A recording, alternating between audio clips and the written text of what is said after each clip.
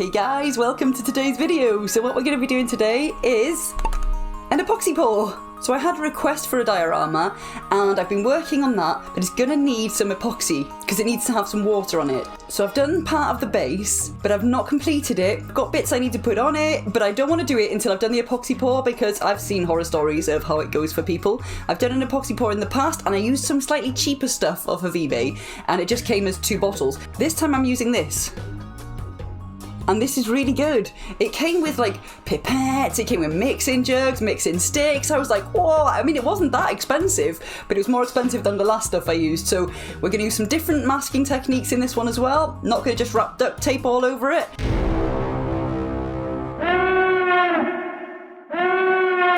And hopefully it goes well. So let's go ahead and pour some epoxy.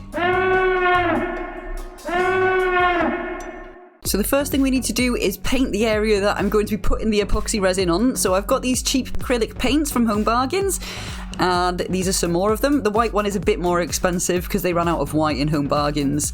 So I'm just going to apply the paint on here. I'm going to bring it just up so it doesn't touch my foundation that I'm going to be putting down. And I've blended all the paints in, and once it's dry, it'll be ready for masking so that we can pop the epoxy on. Just wanted to give it a bit of an ocean colour before it goes on, you know? So I've put it in a box, and I've got this packaging, this clear packaging, and this is the stuff that I'm going to use this time instead of duct tape, and it works so much better. I know a lot of people are using the like the Perspex stuff, but that's a bit expensive, so I'm using this to see how it goes. I'm going to use white glue, so just regular PVA glue to glue this on, and once it's on, I'm going to put PVA glue all down the sides just to make sure I've got a proper seal. And now we come to the epoxy itself. Woohoo! So this is a 2-part epoxy, and you just mix it at a 1-to-1 ratio, which is perfect. I'd be so confused otherwise, I think. So we'll pour it into our new little posh cups that we've got. Make sure I get every drop into our big mixing cup. And now I've got to stir this for 6 minutes. It says between 4 and 6 minutes. So I've set a stopwatch because this is a lot longer than what you think. And once it's done, I can add my colorant. And this is just a blue colorant from Colour Fun. I got this off eBay as well. I get everything off eBay, to be honest with you. And I'm quite happy with that colour. I think it looks real nice. So this is what we're going to be going with. Nice.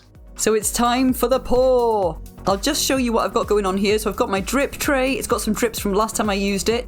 And here is the hot glue. So I've put some hot glue underneath just to seal it in and around the outside of the clear packaging, just to make sure it's got that extra little bit of seal, you know? And now we've got some fancy sticks this time, look. So I'm going to put this in instead of my wooden fork that I used before. And what I'm doing here is pouring the resin onto this stick before it goes in. And this stops too many bubbles happening because sometimes you can get a lot of bubbles in this stuff. And I don't have one of those like fancy vacuum chambers that gets all of the air out of it. I know we've got a little drip there on the sand, but that won't matter because we're going to need a bit of moisture on there anyway, just to make it look a bit more real. Even though the diorama I'm doing is from a video game, you could probably guess what that game is if you follow our gaming channel and you've seen the last diorama that I did on here. So what I'm doing now is just going along with the lighter and popping any of the bubbles that might have come up to the surface. And as you can see, it looks awesome already. I'm really happy with it.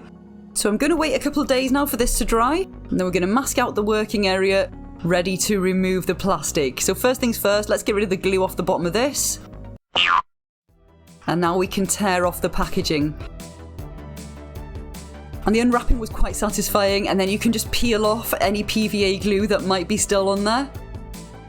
And I am so happy with this. It's like glass. And then see this bottom bit here, which has still got some glue stuck to it? That is because that is the base that I've made the diorama from. This bit will be getting covered eventually with some wood to make the diorama more presentable. So I'm not too bothered about that. But this looks so nice that I almost don't even want to add the waves. But I'm gonna have to. We can't just leave it like this. Water doesn't just stay completely still, does it? So once again, we're going to use one of our old dioramas that we made, and we're going to try this Mod Podge wave thing out. I have done it in the past, but this time I want to use an airbrush to like move the waves about a bit because I've seen people doing that and I wanted to give it a go. So the diorama that we're going to do this on is one that Dino Lord made years ago, and he made a river out of hot glue because we didn't know about resin back in those days. We've added the Mod Podge, now let's get the airbrush on the go. I don't use this often, as you can tell, because I was wondering why it wasn't doing anything. It turns out it was the wrong way round. I was trying to blow air out of the back end of it. I don't know if we will ever get a video where I don't make some stupid mistake. But anyway, I was happy with the results, so I thought we'd go ahead and start doing this on the main diorama. So I've popped my Mod Podge on, now it's time to get the airbrush out.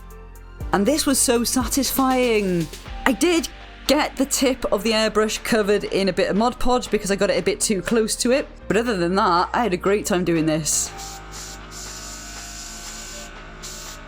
And there we go. We just wait for it to dry.